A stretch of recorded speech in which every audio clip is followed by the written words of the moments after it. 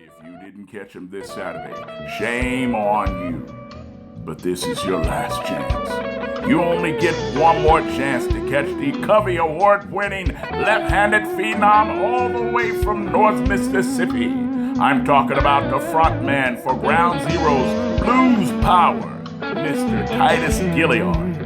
Hear his story and his sound Tuesday on After the Smoke Clears.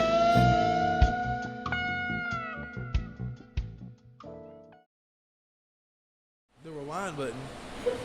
I mean, got some good answers too, man. No, you're fine. You're fine. I didn't even get my part.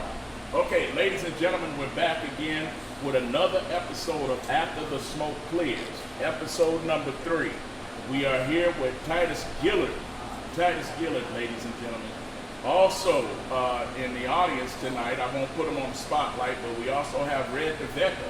So those of you who need a good bass player, you need to holler at Red DeVecca. As a matter of fact, keep your eyes on him. He's going to be on the show, but he's also going to help me with a promotional product. I've already talked to him about it. I definitely need his help on that. But in the meantime, I also want to mention to you guys that Big Main Entertainment is something that is ongoing. This is not going to be a failing venture or something I'm going to give up on. This is my life. This is my lifeblood. With that being said, for me to continue to do podcasts or this podcast After the Smoke Clears, we need funding. And right now, the only thing I'm focused on as far as funding is concerned is getting my 501c3 status so that I can start getting grants and funding to help out this company to continue to produce content like this and to make it look more professional. You know, I can only do so much with the equipment I have, but I can do more with your help. So please, if you can, if you're willing, donate something. Anything will help.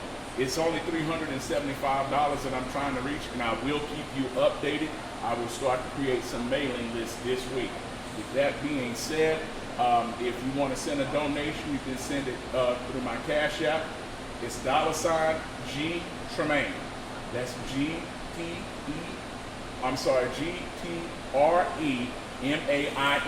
My wife's laughing at me because I can't spell my name. G Tremain. GTREMAIN.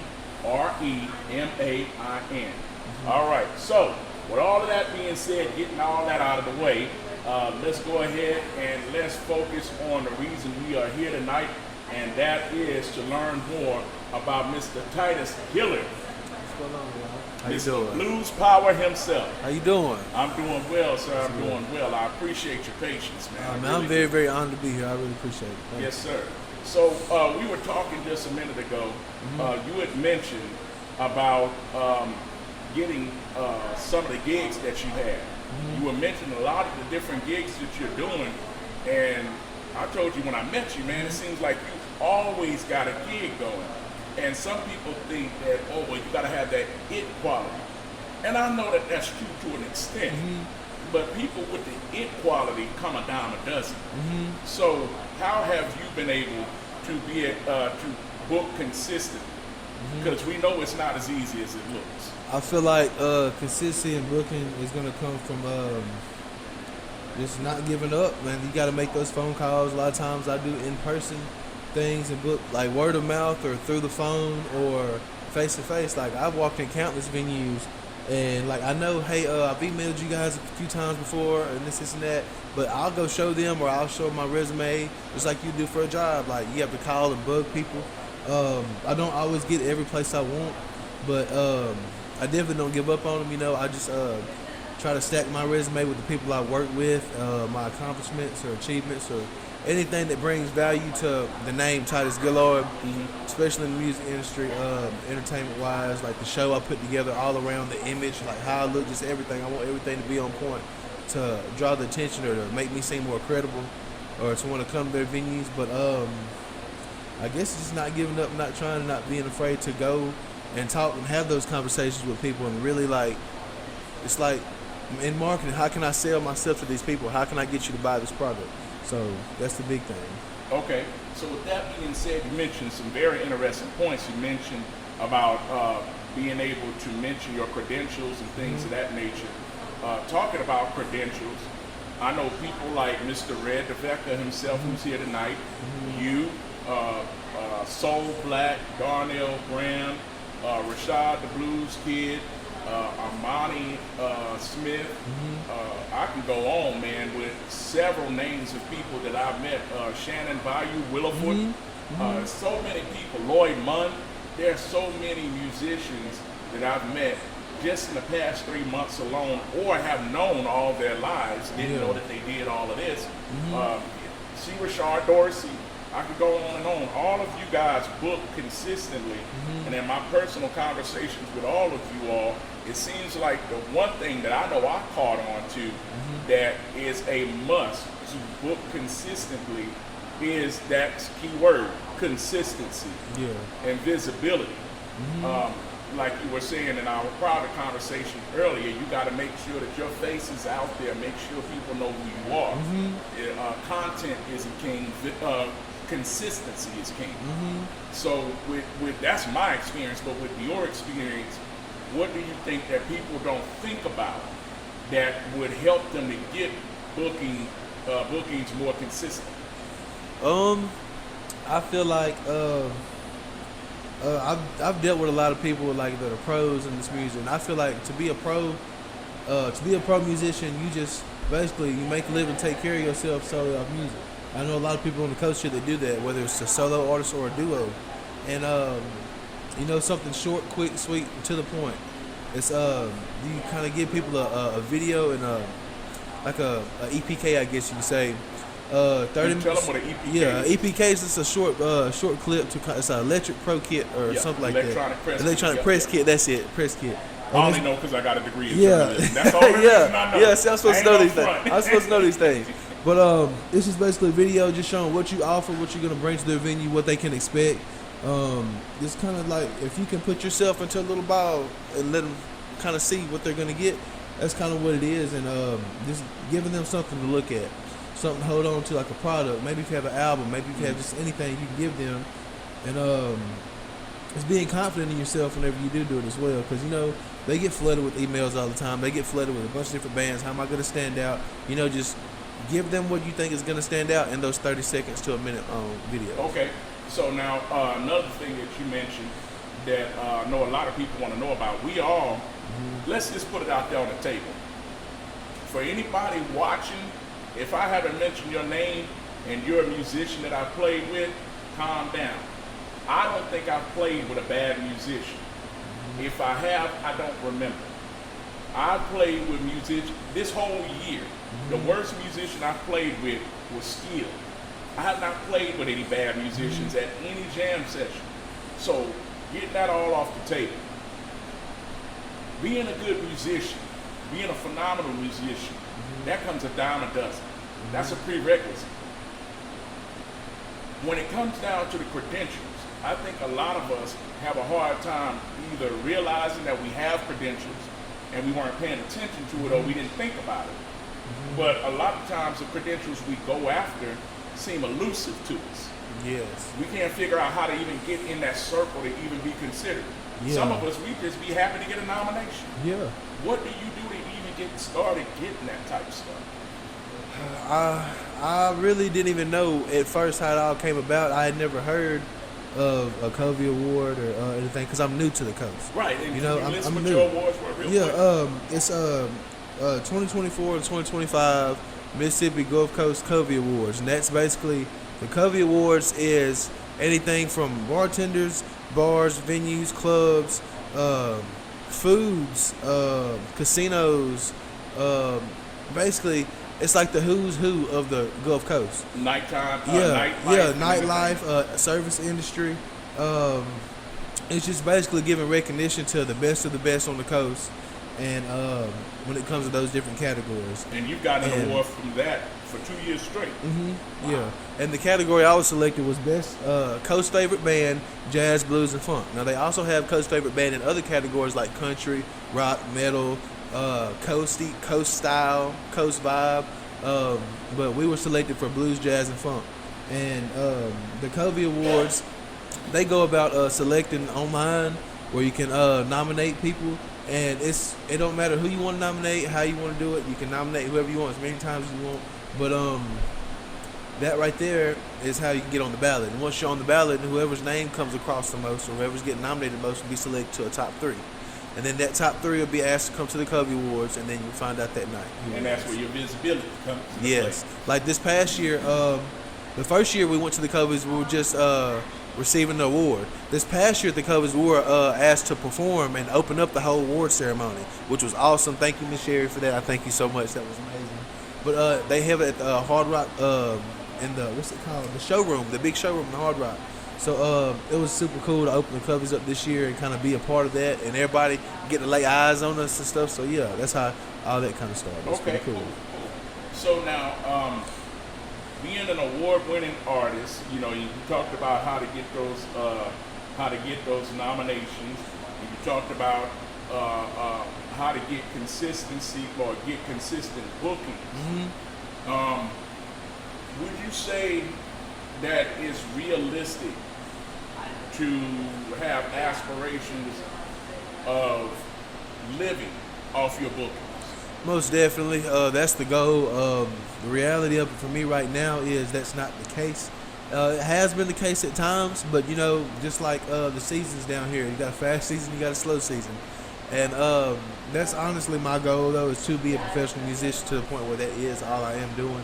And that goal is not too far-fetched for me, I don't believe. I believe God put all this in my life that he has so far. Like a lot of things that have happened, the people I've got to work with and things that have come across me in this short time, I feel like it's there. My biggest obstacle is myself and being able to believe in myself and to execute the plan that he has for me. But I do feel like it's right there. I feel like I can reach out and touch it. It's just like on the other side of the glass. You know what I mean? So I feel like it's right there. It's just something right there. But I really do feel that way, like deep down in my heart. So I'm going to go ahead and stop it right here. We're going to take a break. And right after this break, we're going to hear from Mr. Titus Gillard as soon as we come back. See you guys. The blues is more than just music. It's a living story of resilience, struggle, and triumph. It carries the heritage of generations before us and has the power to inspire those who come after us. That's why we're building the Blues Heritage and Education Foundation, to preserve the culture of the blues, to teach its history and empower a new generation of artists and community voices. The one they passed, never seen. Just an extra no name to shout, an afterthought they talked about. Still I stand, still I strive, this man with no tribe.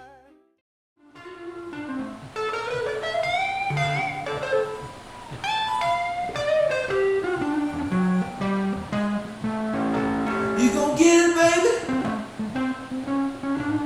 Gon' get what's coming to you. Gon' get it, baby. You gon' get what's coming to you. I tell you what I ain't gon' get. This ain't no good love from you. Well, you hurt me so bad. All I could do was cry. Hurt me so bad, baby. All I could do was cry. I just wanna know the reason. Wanna know the reason why.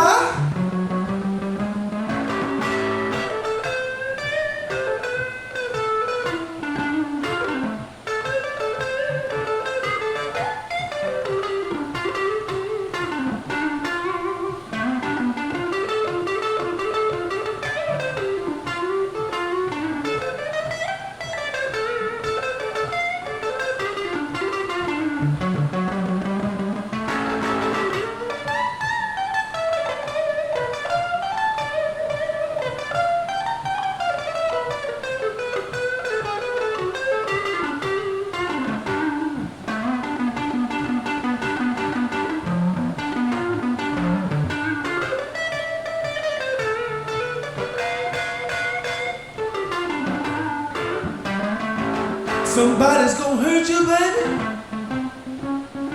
the same way you hurt me. Gonna hurt you, baby, same way you hurt me. I ain't gotta do nothing but wait, sit back, watch and see. You gon' get it, baby. You gon' get what's coming to you.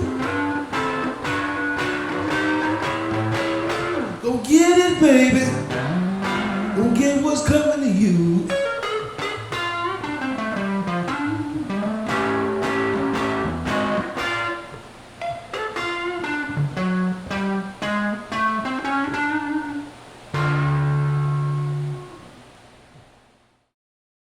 Ladies and gentlemen, we are back once again with Mr. Titus Gillard. And you have now heard and understood the true meaning of blues power. So with that being said, we're getting back into it. As you can see, he's not waiting for the smoke to clear. He's creating some more smoke. Yeah. And he's smoking a cigar too. Yeah. As a matter of fact, you got one of those from the humidor, right? Yeah, right over here. Right back here. Mr. Brian Ladner over here at the bistro got me one of his finest selects. There you go. So what did Mr. Brian Ladner hook you up with? Let's see here.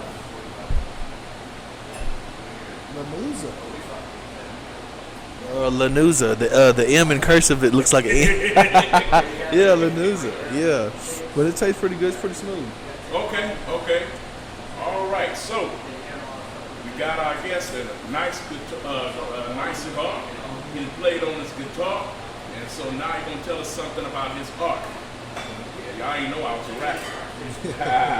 So, first question I wanted to ask you in this section, I wanted to talk about your roots and your beginning. So, when did you realize that music wasn't just background noise for you? I guess I could say at the age of 5 I started playing piano, trying to make music, make sounds for myself. So since the age of 5, I've always been curious of how to make music and how to create the sound that I want to hear. And I got introduced to a guitar at the age of 12, and that came along from an old blues movie. Y'all might know what I'm talking about. This movie called Crossroads. Yeah. With Ralph Macchio. Yeah, Ralph Macchio, the Karate Kid. Yeah. That also has Steve Vai as well. And that movie I used to watch on repeat over and over and over as a kid. And I just fell in love with the sound of blues guitar. I thought that was the coolest thing ever. So I asked for a guitar for Christmas, and a year or two later I ended up getting one. And ever since then, I've just been stuck. And that's kind of what got me started, though, is at around the age of 5, just tapping on the keyboard and hearing sounds and figuring out how to make sounds and put them together. And once I figured out the technique of doing so on the guitar, it was no going back. So that's how my roots started, for sure. So now, where is home for you? Home for me now is here in Biloxi, Mississippi. But home for me 3 years ago, for my all-time home was around. It's a mix of 3 cities, because I can't just say one, because I resided in all 3 over the course of my 20 plus years. And going all the way back to the beginning is going to be Ripley and Faulkner, Mississippi. Then older I got, moved towards New Albany, Mississippi. And then Tupelo was the latest place I was. That's where I really call home. That's where a lot of my folks are now. But basically, North Mississippi region, Tippah and Union and Lee County. Those 3 counties, that's home for me. Anywhere in that place, I feel home. Okay. Yes. Okay. So what brought you to the Mississippi Gulf Coast? Or the coast, as we like to call it. I hate to say it was a relationship, but it was a relationship. A relationship brought me here, but a relationship didn't keep me here. I can say that much. So I'm still here. I really don't have a whole lot of family down here. I came here with them, and now I'm still here. I've got people I call my family that are just as close to me as any blood that I do have now. But I guess that's why I'm here. But the reason I'm still here is that old 6 string. So okay. So who were some of the voices and some of the guitar players that inspired you? Well, I'm gonna get into my more recognizable influences later. I'm gonna get into some of my more personal and at-home influences. One's gonna be my grandfather, Mr. Larry Hood. He kind of showed me a few of the ropes when I first started trying to pick an actual note on the guitar. He was the first one to kind of introduce me to the blues and the shuffles of the blues and the sound of the blues. And later on down the road, once I got a little bit under my belt of knowing myself, I come into contact with a guy. His nickname is Baby J. That's who my guitar is actually named after as well. Okay. Baby J is Joe Johnson. And Johnson's of a group of brothers from North Mississippi, the New Albany area. And all of them are musicians that come out of the church.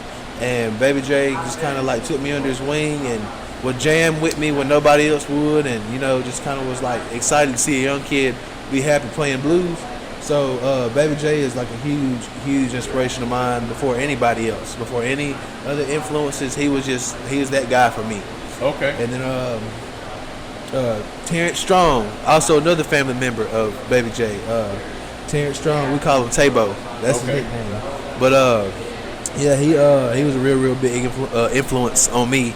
He would show me like how if I'm playing something wrong or how to get these chords right, how to have that blues sound. And you know, he was excited as well. I felt like, you know, to have a young kid in front of him playing blues, especially guitar, because he's a guitarist, and to be excited about it. And we still stay in touch to this day. You know, we still chop it up with each other every now and again and stuff. So that's one of my main influences. But getting into more of your more recognizable people that you might know, it's gonna be Eric Gales right now that's my guitar hero right now. I'm really into Eric and what he's doing. I'm glad he's getting a lot of recognition he's getting now. But his sound, his story, the age he started, and just how things lined up for him and where he is now, it's awesome. I really look up to that, and I look up to his playing just as I look up to him as a person. And then Stevie Ray Vaughan was my very, very first guitar hero ever. Like I'm still a huge Stevie fan to this day. I'm always striving for that tone, for that intensity, for that vibe. I feel like Stevie also had the coolest wardrobes any musician I've ever seen. Get the hat. Yeah, the hat, man. That's why I wear one now, man. Stevie's that guy, man. I feel like he influenced all of us. I could get into some more of your old school guys like Buddy Guy, his showmanship. Buddy Guy, his showmanship, he's super unpredictable, but he's got a lot of energy. Mm-hmm. His shows are awesome. Let's see, Buddy Guy. Eric Steckel is a guy a lot of people really don't know, but he's a guitar player. He's a prodigy kid from a young age. He does a lot of touring overseas in Germany and Europe and a lot of places. And I really look up to him a lot. And believe it or not, a lot of people are just like, since the world's so connected now, you got your Instagram people. I got a few people I follow on Instagram that I learn from on the daily. But get back into your legends. You know, your Eric Johnsons, your Gary Moores, B.B. King, Albert King. Getting into more of my blues roots. B.B. King and Albert King are up here. You can't put no Albert Collins. Especially Albert Collins, man. I feel like I can put him, Stevie, and Eric all right there. I think Albert gets slept on a lot. Albert Collins and Freddie King. Oh, man. Albert Collins, Freddie King. Ooh. Those two guys, man, like Freddie gets a lot of love, but he gets slept on too. You know, when you get into that King conversation, everybody speaks on Albert and BB, but Freddie was a powerhouse. Not discrediting the other two Kings, because Albert King, I felt like Albert and BB created blues music. In my opinion, now I know there were guys before him like Robert Johnson and guys like way before him, Son House, all of that. Of course, they're earlier and they came before him, but that sound, you can't play a blues song and not hit a Albert King or a BB King lick. That's just that. And Robert Johnson, right. Like you just can't. You can't do it. Yeah. So those are different speaking on Freddie King, man, I don't care what nobody say. Freddie King had a strong grunge sound. On certain songs, especially Going Down. Yeah. When you played that for me this past Saturday. Yeah. I was like, man. And even when Al Black plays it, you know, during the jam session, dude, that grunge, that 90s sound, but look how long ago it was. It's well before Pioneer, he's pioneering stuff that way was back in then. the 60s, I think. It's like, dang, man. Yeah. Like, he was so ahead of his time. Yeah, a lot of those guys, man. A lot of them. And I don't want to save the best for last, so I'm definitely going to save the best for last, and that's going to be Mr. Jimi Hendrix. I get a lot of inspiration from Mr. Jimi Hendrix.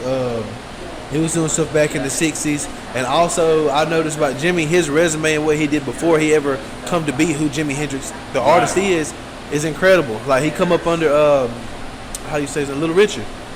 Well, I feel like him and Chuck Berry are the originators of rock and roll. Mm-hmm. And for him to come up under guys like that and to build his resume all the way up until he showed the world who he was, that's the beauty of his story for me. I just hate it got cut so short, but I feel like a lot of guitar players strive to live through that energy and that foundation that Jimmy that left for all of us. Yeah, I say? I agree. And I'm glad Little Richard ain't allowed to hear you say that they started rock and roll, because that'd be a whole nother conversation. I started this. Yeah. I'm the originator. Yeah. The little Chuck Berry. Chuck Berry was a little child running around in the drum when I was playing rock and roll. Yeah. All of them got it from me. You know it. Yeah, if I was Little Richard, I'd act like that too. Yeah. Man, every time he crashed out, I'd be like, wow, man, this dude is flipping out, man. Yeah. But, okay, so my next question. Of course, you know, Mississippi has some deep roots and blues. Mm-hmm. How did your environment, your neighborhood, your street, your church, how did all of those different environments influence you to pick your guitar as far as which one you play?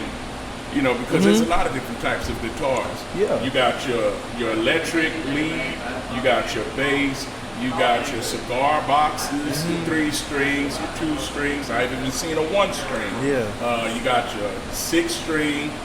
You know what I'm saying? What led you to want to play that guitar? What led you to want to play the style of guitar that you play?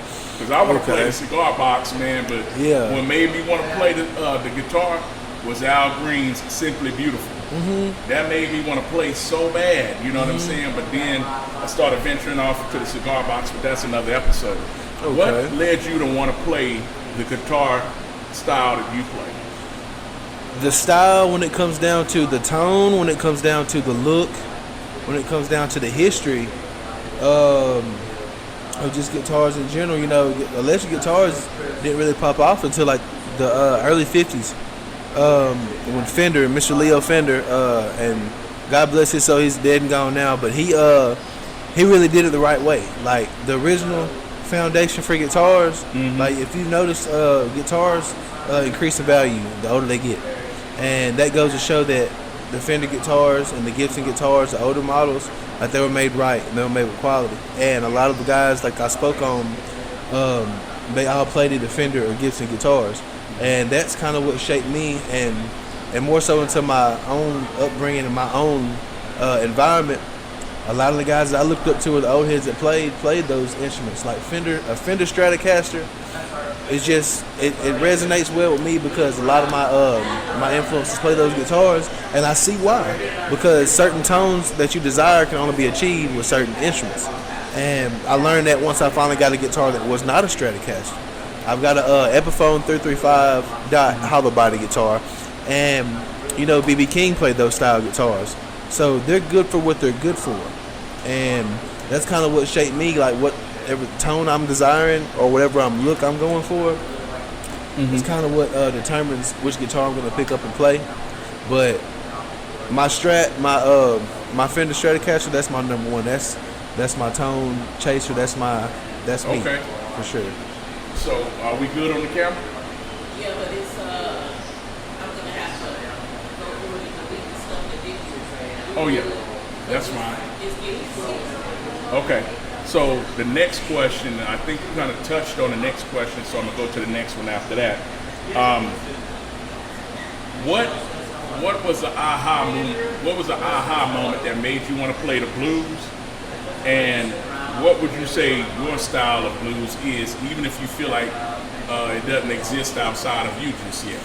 My aha moment for blues for me is when I learned how to improvise and how to make that gel together. Because you can play blues licks, but blues music is a conversation when you improvise. Answering a question, asking a question on the guitar. What are you going to say back? What are you going to respond with?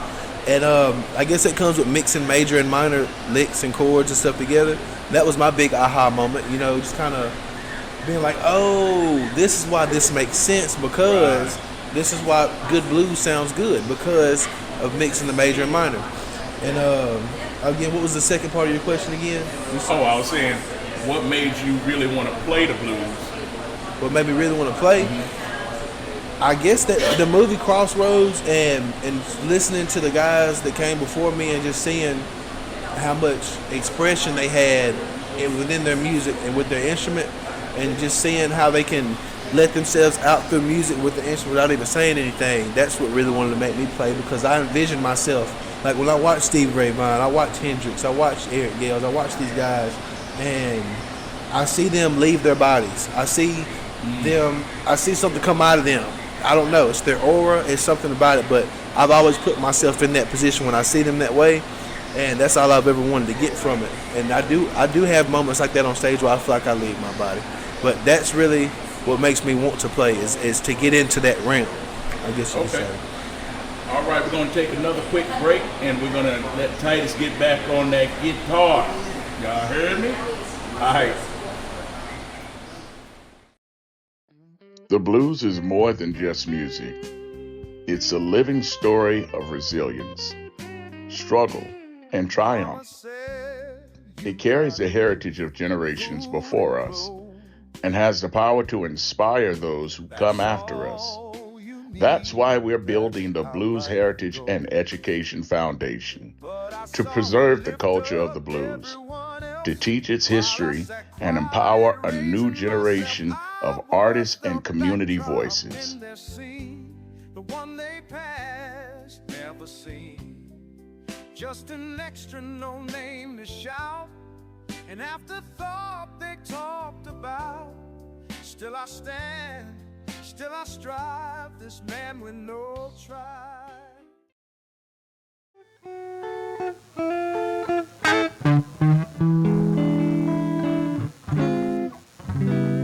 She's got a real pretty face, but a mouth that'll tell a bold-faced lie.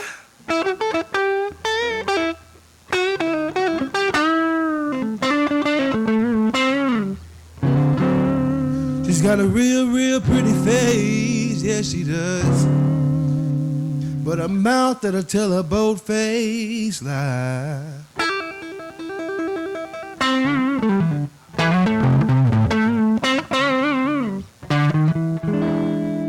She tell you she's your big hit baby, y'all, but she's telling the same thing to another guy.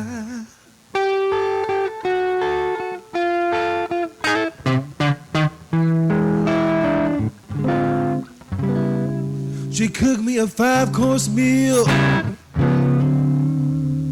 but she put a plate up for the Wi-Fi man.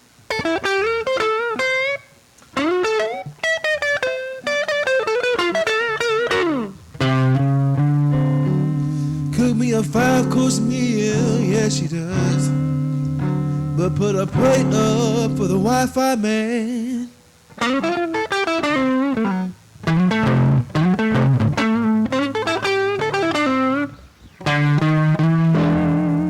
She'll wait till I get home from work, y'all, and go to fussing with me just 'cause she can.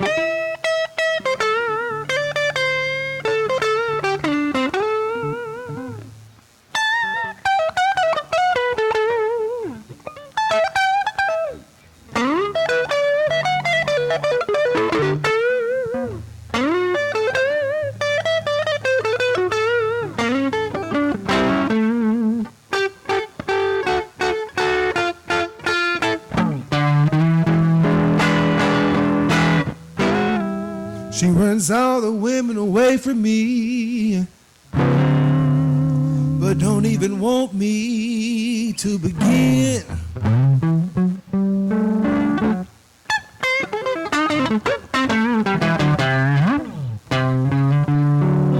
Runs all the women away from me, but don't even want me to begin.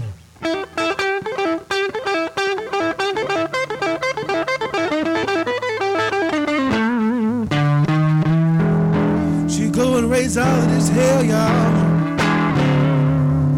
just to go and run on off with my best friend.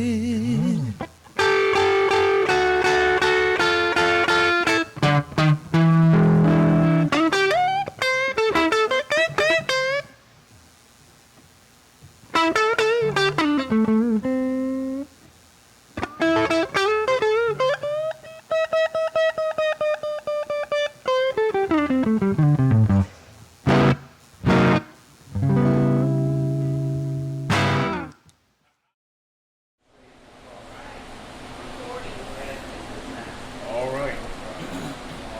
Now we're getting down to the nitty gritty. Ladies and gentlemen, we are back. We had to switch out our cameras real quick.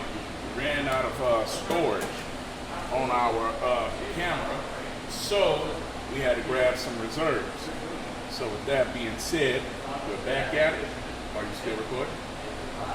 So we're back at it, and we're going to ask a few more questions before Titus wraps up things for the night. I hope you guys have been enjoying the music. There's more to come.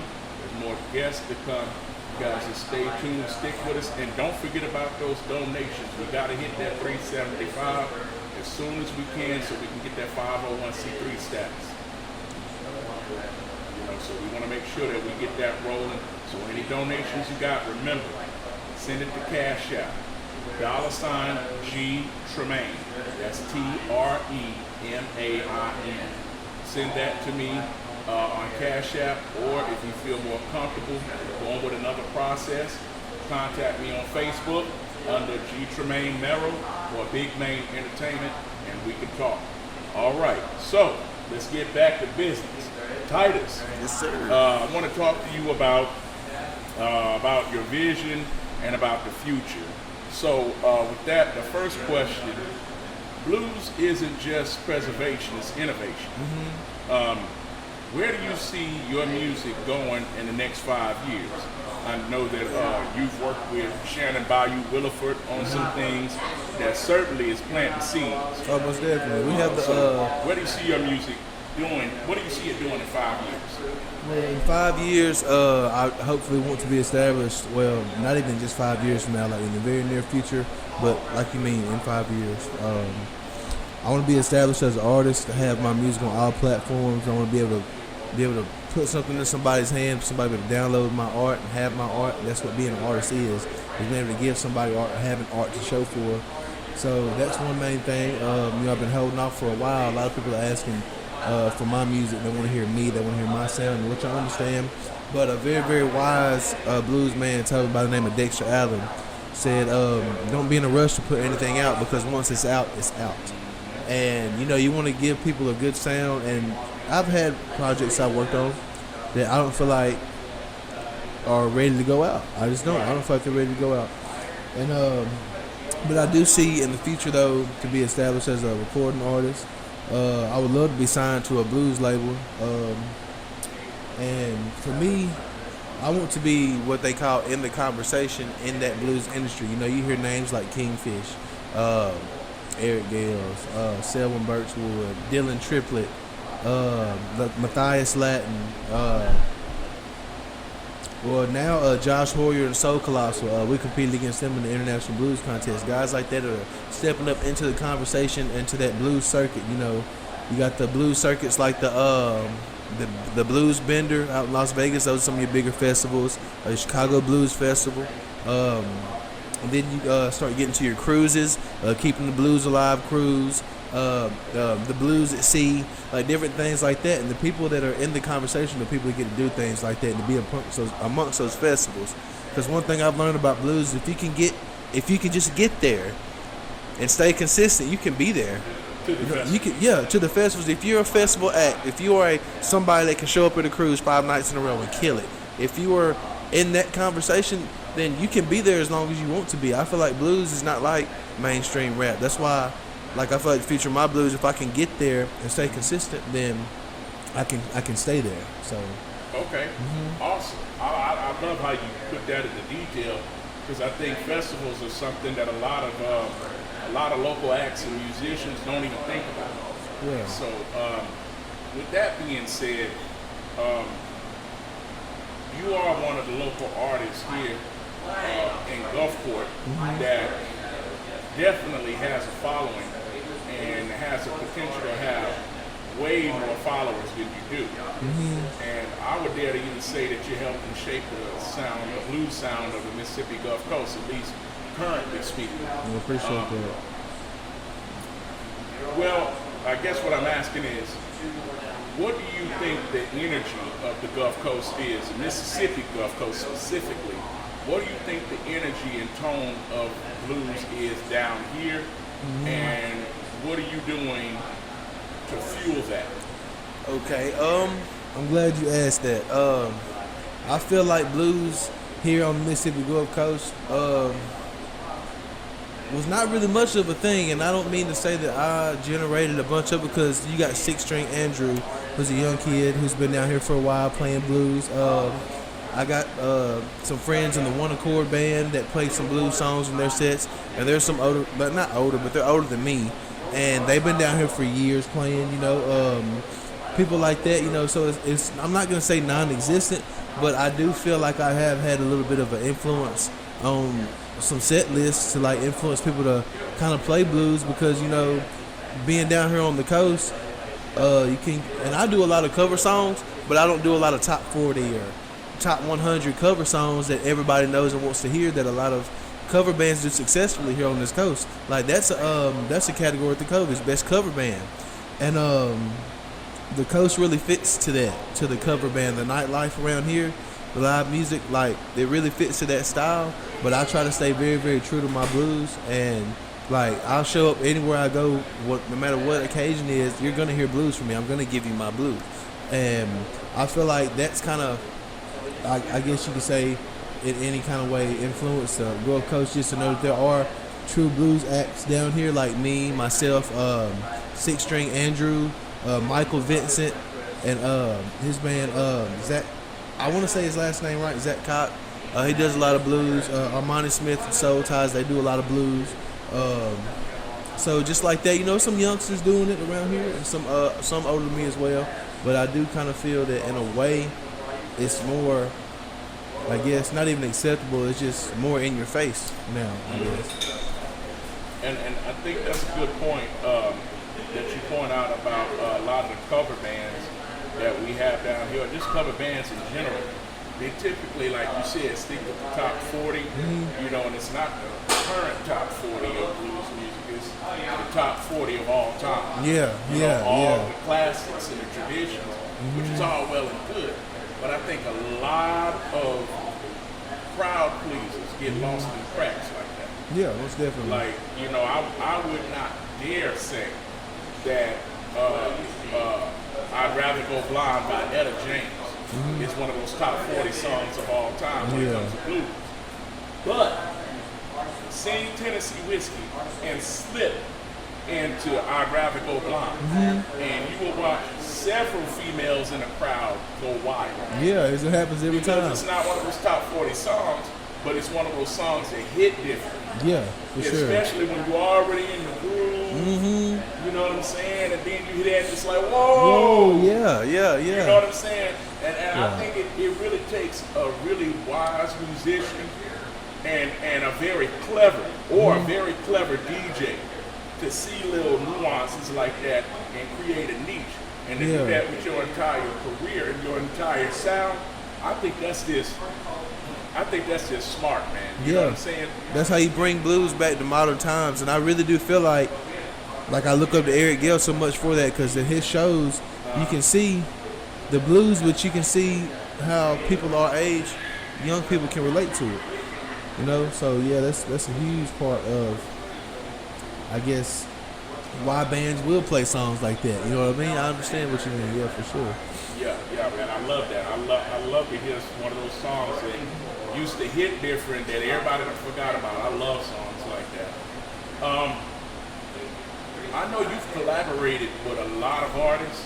You've played on stages with several big names. Like, I know you played with Chris Tone Ingram, Kingfish. I can name a few. Chris Stone Ingram, shout out Kingfish. Marquise Knox up from St. Louis, phenomenal blues act. Dexter Allen, a huge Mississippi, huge represent the state of Mississippi, huge. He's a Grammy Award winner and producer as well. He worked with Bobby Rush for years. He was actually his guitar player for a long time. DK Harrell of Alligator Records. Let's see some other names. I've got to open for Eric Gales, my guitar hero. I got to open up the stage for him one night. And that just goes name a few guys that I've got to play with here and there. I'm pretty sure there are others like Dylan Triplett, Matthias Latin. Those are the homeboys, especially Dylan. That's a good friend of mine. Lil Scrap Robinson come up towards Memphis way. Like some heavy hitters for sure. Okay. So who are some local acts that you know of that you haven't had a chance to share the stage with that you would like to? Guys that I haven't shared the stage with. I will say this. I play with a lot of people down here, like the coast. I love how it's like a melting pot once you get into that music community. They're not really local to here, I guess you could say, but I have seen them around. And I know we're on a festival together. Grits and Greens, I really love what they do. They're original band. They travel around a lot. I really like what they do. Royal Horses is a band that I got to watch one time at Ground Zero. Phenomenal band, one of the coolest shows I've ever been to, just live music-wise. I really had a good time, especially for being a local, I guess you could say a local band. I think they're from Hattiesburg, maybe. And who else? Royal Horses, Grits and Greens. They're not a band anymore, but I think they still have a project going on. They were called Blackwater Brass. It's a brass band. I would really love to work with those guys. That'd be awesome. Yeah, I think that's about it. Unfazed, I know they're a really big band, really good band. I love to work with those guys. I know they're really professional. I like what they do. I love their sound. There's one guy, I have not seen him in a long time. He's pretty spread out, you know. But Jamel Richardson, you know who I'm talking about? Man, Jamel Richardson's a guitar player from around this way. And man, I'm just gonna leave you with that name, Jamel Richardson. Go check that guy. I love to work with him one day. That'd be awesome. I thought you said something about it was another band that you mentioned earlier that you said you wanted to play with. Who's that?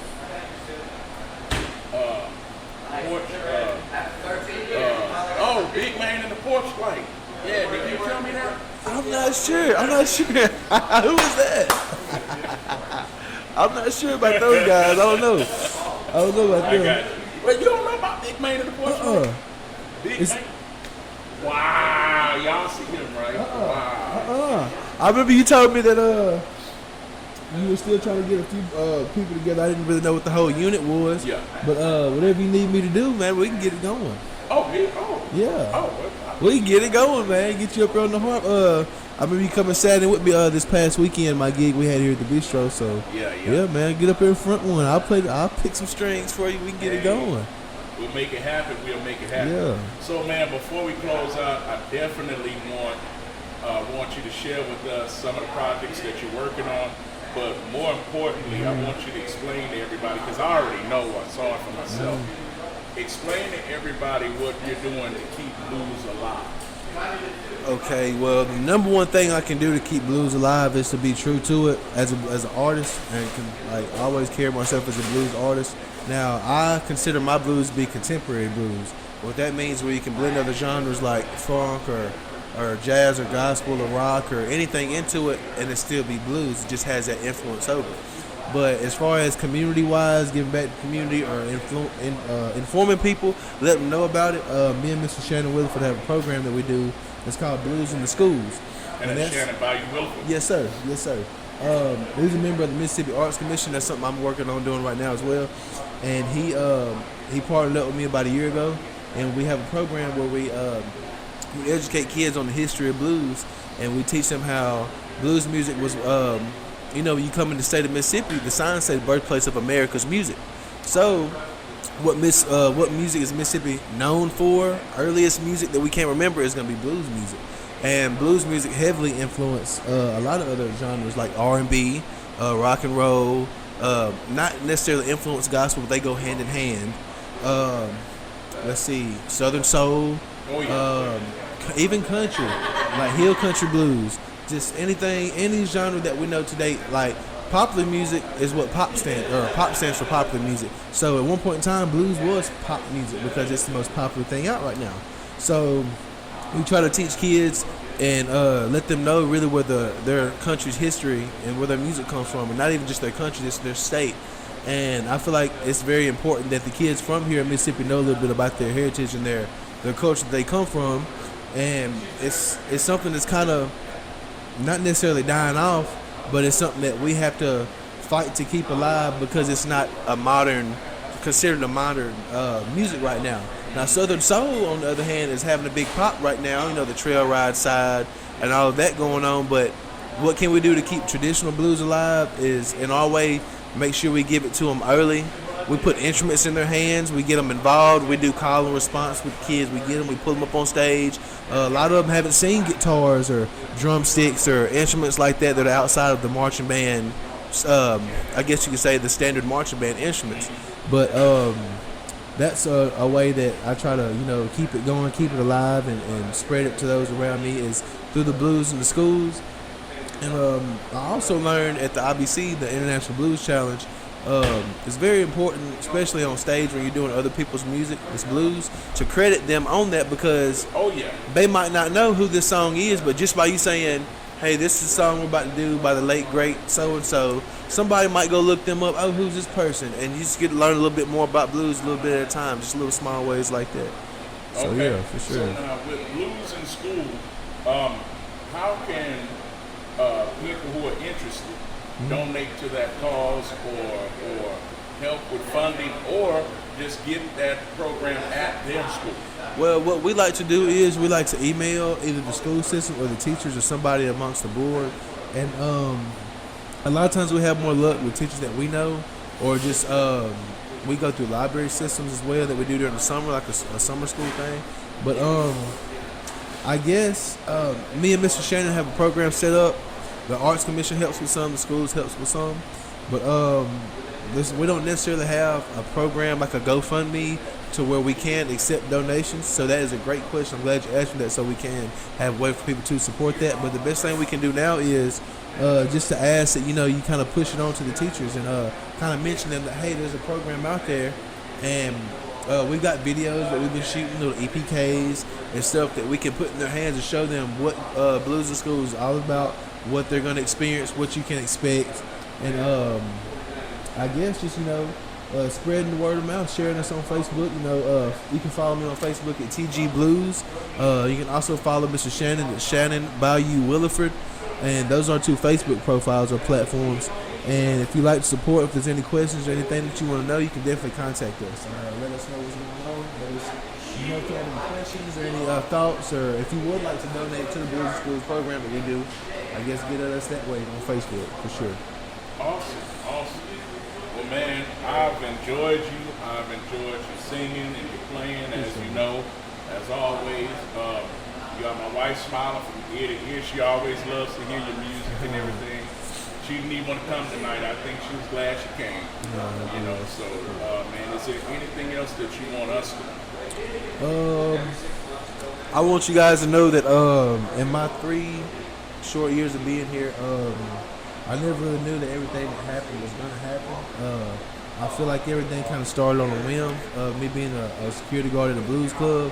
But I'm so grateful for my fan base that I have here, for the people that come to see me. Y'all are very loyal, very supportive.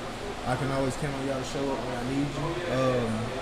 And me not being from here and not having any family members or anything like that have such a strong support system, to be recognized, to win 2 awards in 3 years. just to be able to say all of that is a huge blessing. Like, it wouldn't be possible without y'all's help for supporting me and really believing in me. And that's why I sit in my room and I practice and I want to get better, not only for myself but for the people that I don't want to disappoint. So I really do thank you guys for taking me in, with me being a new guy. I want to let y'all know that I'm going to keep doing my best, and there is some original music to come, so be looking out for that, for sure. And that's about it. Awesome. Well, with that being said, before we close out, I want to remind everybody once again, if you want to donate to the cause of getting a 501c3 status for Big Main Entertainment, that's Big Main Films, that's After the Smoke Clears, that's any performances that I do or any performances that I help to produce, we can get funding for those things so that the artists can focus on what they do best, educating and giving art, entertaining. So if you would like to donate to that cause, we're trying to reach the goal of $375, and we'll take whatever you give us. You can send that right now to $G Tremain. That's GTREMAIN. Also, I want to make sure that those who have been investing into me and this company, I want to give you your flowers now while you're alive. I would like to say to one of my closest mutual friends with my big brother, C. Richard Dorsey. Man, I appreciate you. It's like when I needed to hear that encouragement to stop taking flat off everybody, stop worrying about what everybody else thinks, stop waiting for an opportunity or a window. It was you who told me, go ahead and just do it. God got you. Stop doubting and just do it. I still don't know which way I'm going or how I'm going to make it work. You know what I'm saying? But it's working, and I ain't struggling yet. So I appreciate you for that. Huge thank you. Second thanks to Shannon Bayou Williford. You've heard Titus talk a lot about him. He is a huge mentor of mine.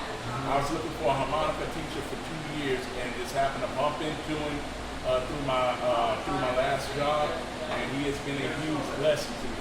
And I thank you, and I know a lot of people really look up to Shannon as a mentor and as a teacher and as a coach. To me, I call him coach. He knows why. But I also want to thank Mr. Brian Ladner. Mr. Brian Ladner, yes sir, here at the Downtown Bistro for providing us with this beautiful background. The Downtown Bistro humidor, supplying his customers with good quality, high quality premium cigars, libations that people come in and have and enjoy every day, along with some beautiful, delicious food. I'd like to thank you for all you've contributed to me. Before I even got into blues music, he was already helping me out. So huge thanks to Brian Ladner. It's not just about this venue. Brian has been a mentor to me as well and a huge help, and I really appreciate him as well. Also, I want to give a huge shout out to Miss Flossie Turner, my mother-in-law. I love you. Thank you. Also to my wife, Kenyatta Merrell. Thank you. I appreciate you and I love you. It's my ride or die, my right hand. And also, if I've forgotten anybody or I didn't mention your name, we got several more episodes coming, so calm down, chill out, don't crash out. But this has been After the Smoke Clears, and the smoke is clearly gone, so we're gonna go too. See you guys later. Two of them things. Two of them. Peace. The blues is more than just music. It's a living story of resilience, struggle, and triumph. It carries the heritage of generations before us and has the power to inspire those who come after us. That's why we're building the Blues Heritage and Education Foundation, to preserve the culture of the blues, to teach its history and empower a new generation of artists and community voices. The one they passed, never seen. Just an extra no name to shout, an afterthought they talked about. Still I stand, still I strive, this man with no tribe.